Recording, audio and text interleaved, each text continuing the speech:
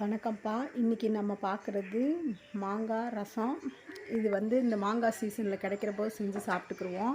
இந்த மாங்காய் அரை மாங்காவை அறுத்து 4 பச்சை மிளகாய் எடுத்து வச்சு சுட்டுறணும், நல்லா சுடணும். இது ஒரு 2 பேர்த்துக்கு போதுமான அளவு.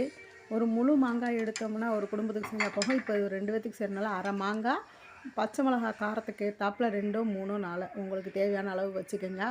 இந்த அளவுக்கு தோல் கருப்பாகிற அளவுக்கு சுட்டு ஆறவும் அதை உரித்து எடுத்து தொட்டிங்கனாலே உறிஞ்சிடும். உரித்து எடுத்து மிக்சியில் போட்டு அரைச்சி எடுத்து வச்சுக்கோங்க.